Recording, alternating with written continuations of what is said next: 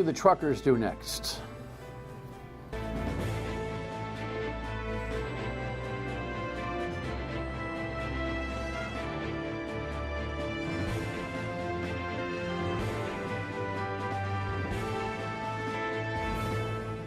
The Dan York State of Mind program is brought to you in part by Lookout Rhode Island and Taco Comfort Solutions.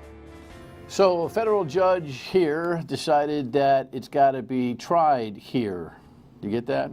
A Rhode Island federal judge decided this week that the trucking industry needs to be suing, if they choose to, in state court, not federal court, on what is the most recent ironic twist of definitions I have seen in a while. We'll talk to our fine representative from the American Trucking Association in just a moment. In the meantime, I just wanted to touch base on a couple of things. Glad to have you aboard.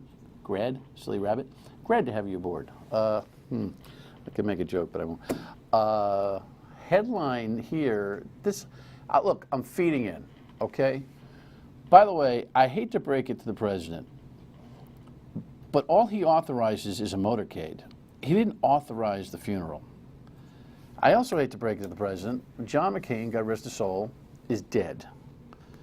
And most likely, unless he wants to do it telepathically, he's not going to get a thank you for the funeral. That's part of the mystery of life and death. In the meantime, the soap opera continues here with Kellyanne Conway's husband and what seems to be just a soap operatic, melodramatic, weird thing that I think does impact the credibility of the White House, but who am I to say? You want to wrap all this thing up? The network did. Georgia Senator Johnny Isakson is speaking out against President Trump over his criticisms of the late Senator John McCain. He called the president's comments about McCain deplorable. I wanted to be crystal clear that we need to talk with the politics of the military any way we want to, but we don't talk about our veterans anyway, but to brag on them for the service they render, the job that they do. The president criticized McCain on Twitter over the weekend and again Wednesday during a stop in Ohio. I've never liked him. He's still upset over McCain's 2017 vote against a Republican effort to repeal and replace the Affordable Care Act. He voted against at 2 o'clock in the morning. Remember, thumbs down. We said, what the hell happened? The president also lashed out at the husband of one of his closest advisors, Kellyanne Conway. He's a whack job, there's no question about it, but I really don't know him. I think he's doing a tremendous disservice to a wonderful wife. President Trump tweeted this morning calling George Conway Mr. Kellyanne Conway and said he was a stone-cold loser and husband from hell. Conway, who is a prominent conservative attorney, responded with, "You are nuts." That tweet has since been deleted. No, I don't share those concerns. Kellyanne Conway defends the president, even when he's sparring with her husband. She told Politico, "You think President Trump shouldn't respond when somebody, a non-medical professional, accuses him of having a mental disorder? You think he should just take that sitting down?"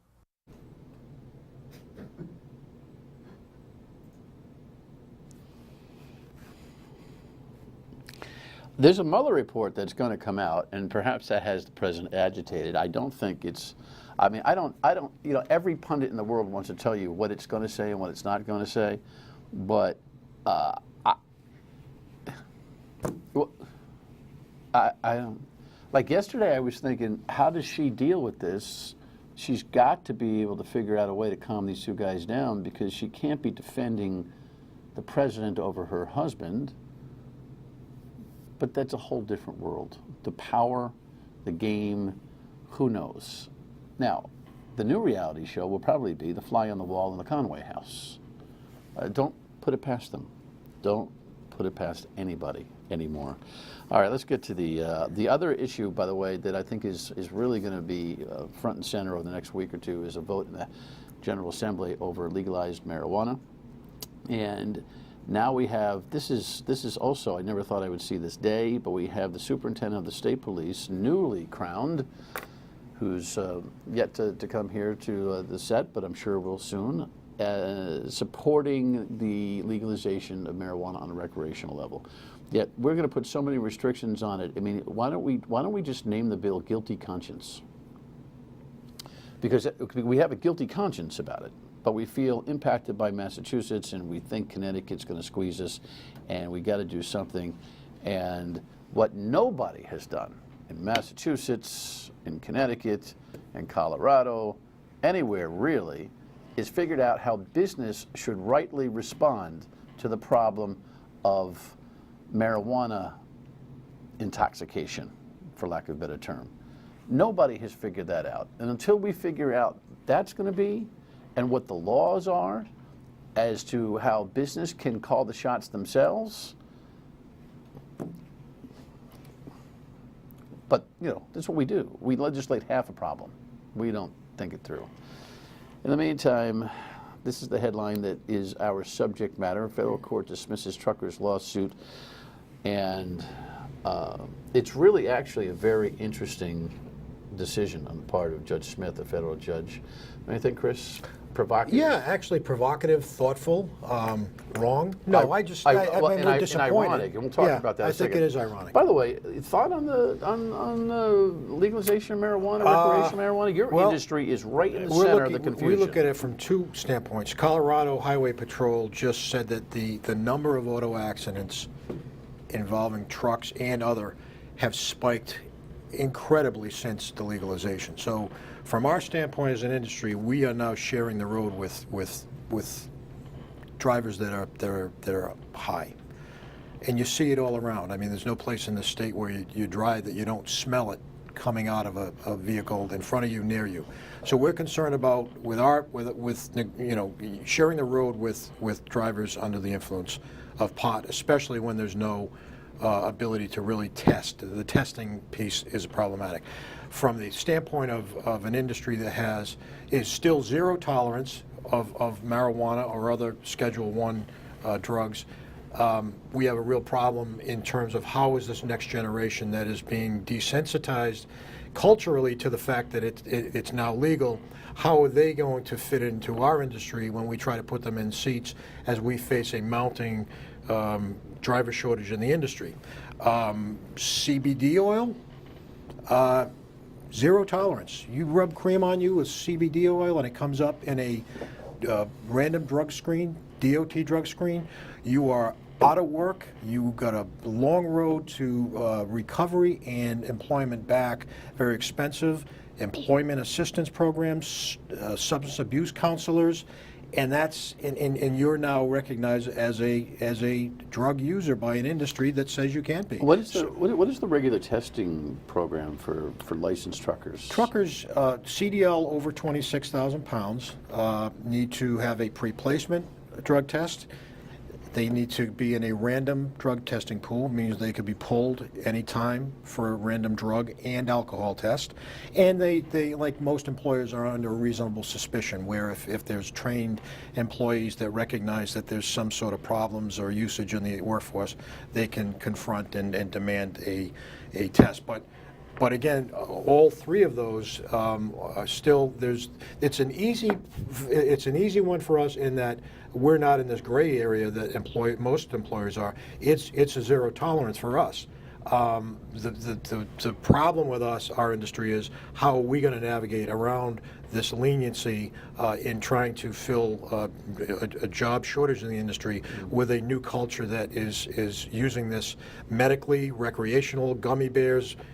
Gummy bears are the same as bong hits in our industry, or medical cream that we're now hearing about. So, are you guys testifying on this? Are you weighing in on this? We haven't. We have not. Picking your battles? Yeah, picking our battles. We'll put. Yeah. Is it because you don't really know what to say?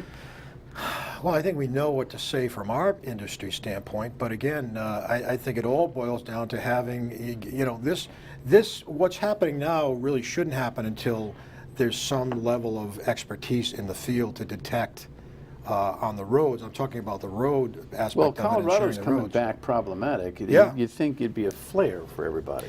And as the gentleman from Boston just spoke this week from Massachusetts, spoke at an event, I think it was the Providence Chamber, his advice was slow this thing down. There's too many uncertainties about it, and that uncertainty is what I was talking about before. As CVS rolls out that they're going to start doing this over the counter, you have a lot of drivers that derive a living from the industry that feel that that's Again, that's not selling okay. marijuana to smoke or eat, but to No. to rub. Right, to rub. Yeah, Or and- or an oil or some Listen, sort I of know medical. a lot of yeah. I know a lot of guys that think it's great stuff, man. That they just my back is better, my Yeah. golf swing is better, blah blah Sure. blah blah blah. Yeah. And you never know what's going to come back to bite Yeah. you. All right, but, we'll get back to the headline that is the actual reason for the invitation when we come back. Stay with us. Yeah, so Chris runs the organization that organizes those people, our truckers, great Americans all. Part of the federation. All right, listen, we have a situation here. We have a roadworks program. Let me Yeah. remind you. Kev, can you put up the map of the proposed gantries? Numbers 1 and 2 are active. Yep. Everything else is proposed for trucker gantries. The program is if you go through the entire state, you'll be charged no more than $40 a day back and forth, allegedly. Correct. At least that's the proposed rate card right now by the State Department of Transportation. But our first headline that we kind of skipped on talking about, if we can throw that back up. So the truckers had a lawsuit dismissed Correct. in federal court. You guys chose to sue on the basis of discrimination and an interstate commerce violation. Correct. And the narrative was very interesting by Judge Smith, where he more or less said, look, you know what, interesting arguments. Close call. But the state argued, ironically, that because the tolls finance a greater potential burden on the infrastructure than just the bridges, that it's really not a use fee, it's a form of infrastructure tax. So the toll is actually a tax, and if the tax is a tax, then a tax lawsuit and the legality of it belongs in state court because the feds don't regulate state tax. Ironically, when this sucker went up, the governor and the DOT director and anybody who supported it would tax. say, this is not a tax, this is a usage toll. Yeah. So they flipped They flipped. the And they definition flipped on this. Listen, and beat again, you at least at interval 1. They no good lawyering and great move on their part. One does have to question, and again, the decision is purely jurisdictional. Our case still stands. Our case is still strong. The discriminatory nature, whether it's a toll, it's a tax, it's a fee. We feel there's a approximate use burden. If you're gonna toll or tax any roadway, especially interstate, there needs to be a shared burden. That said, our case still stands, whether it's a tax, toll, or other. So I don't see. Well, your argument No, stands. Our argument The stands. case is Case gone is in the, for now. No. So one questions again. Unless you appeal. Good move. Right. We'll get to that. Whether it's in state court or federal court, our case and our claim and our merits of our case do not change. One does question why the state. It was a good maneuver, but one does question what the need is by the state to put it in state court. If their case is rock solid, bulletproof, why not put it in the federal court and let it play out there? Are they afraid of the federal court, the federal ruling? Maybe perhaps their case doesn't hold water federally. What is the reason behind them putting it in the state court? Obviously, they made a maneuver that has allowed them to continue tolling. It will now cost more time, more money. Whether we go to the appellate court in Boston, at which point we will either prevail there and it will go back more than likely to Judge Smith, or we would not prevail there and more than likely it would eventually wind up in state court. So those are the scenarios. I can't Well, what speak is to your which- what is the answer to your rhetorical question as to what their motive was? to put it in state court? I just think I think they have a better. I think that they have a better chance of prevailing in a court of law with signature legislation by a very powerful governor and a judge in Rhode Island could be influenced to make a decision. Influenced by just I'm the not karma? going to say by, just by karma, just by the circumstances. And that's not just Chris Maxwell talking. It gets, I think it also- clearly they want this in state court. It also puts the trucking industry in a difficult bind because this has been a test argument for the country. And a federal court precedent is much easier to transfer from state to state to state to state. Yeah. Now you have a battle on a state level. You might have to open up, gosh knows how many dozens of litigation avenues in each state. In other states. Yeah. No. Yeah. Obviously, So I mean, that's and you may decide that you don't want to pick that bone. At the same time, I got to get a really good legal mind. I don't know what your lawyers are telling you. If you end up prevailing in Rhode Island, will that jurisdictional decision influence other state courts? I think I don't think it would transfer legally, but it would advise, and I think that's what you're seeing now. I think other states that were looking at truck-only tolling, Indiana,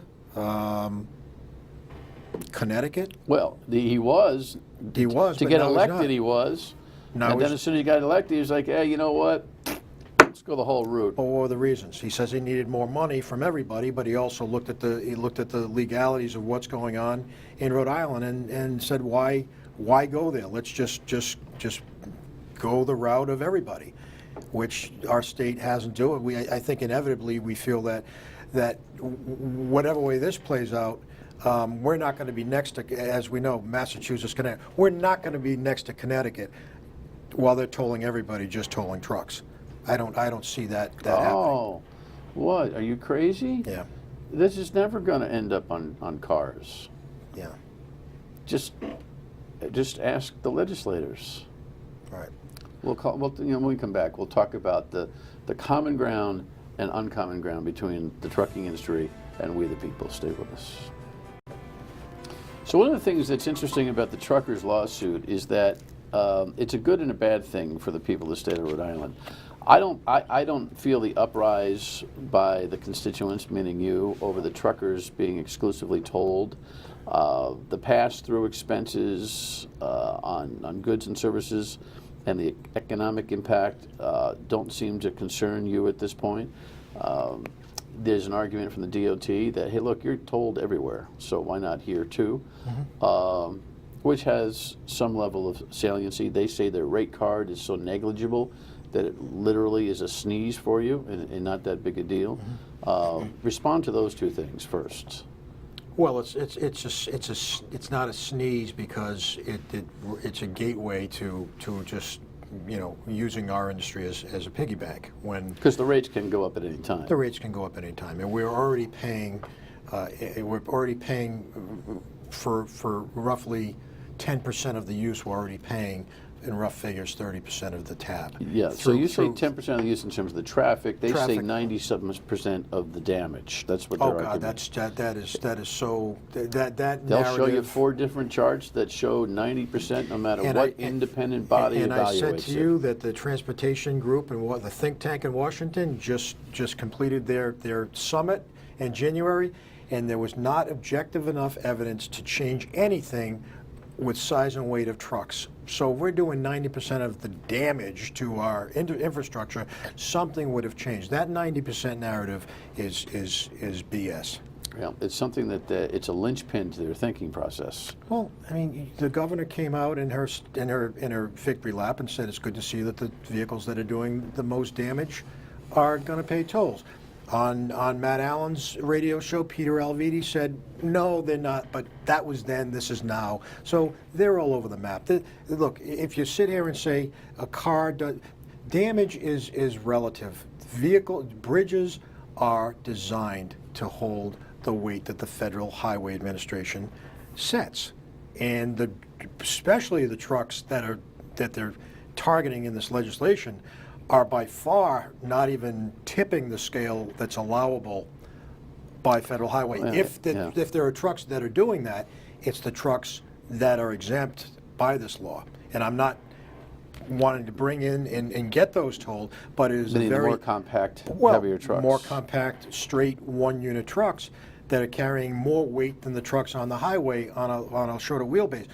Point is, it contradicts the very basis of their claim that trucks do all the damage. That if you're not going to put the trucks that from an engineering standpoint do the most damage in the tolling scheme, then you've contradicted your own basis. So let me remind everybody: if the trucking industry ever wins litigation here, we lose.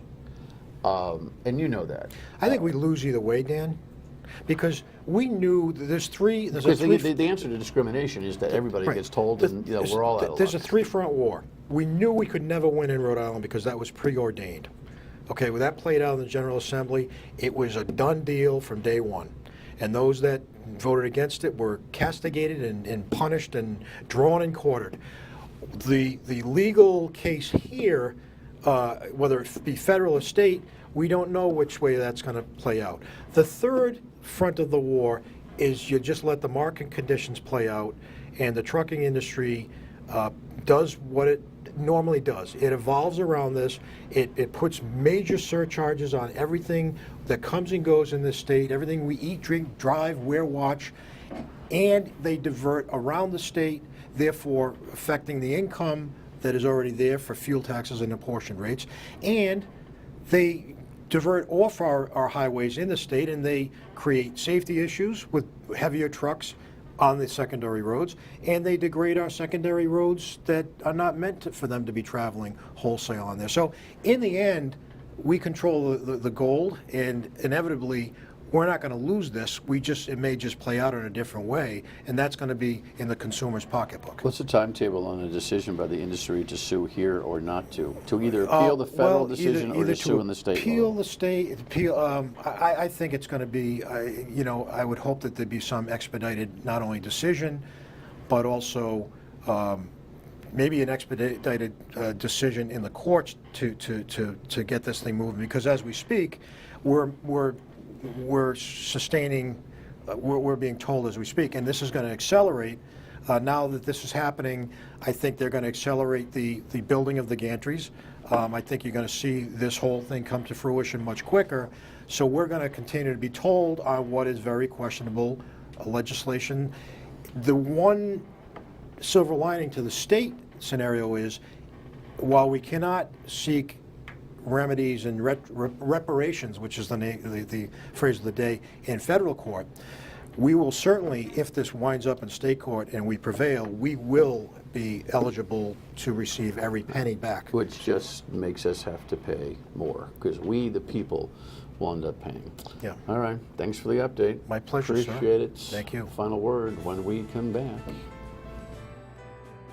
And the rock and the hard place that we are in when it comes to these gantries is significant. Your lethargy on this is going to cost us. So I use the we, us, in terms of the damage. Your lethargy on this is going to cost all of us. And why do I say yours? Because I can't say this anymore than I have from the get-go. We are going to be told for our cars on these roads, under these 14 gantries, when the economy goes the wrong way, or the lawsuit goes the way of the truckers. Either way, with all the infrastructure up, it is heroin to a drug addict. Good night.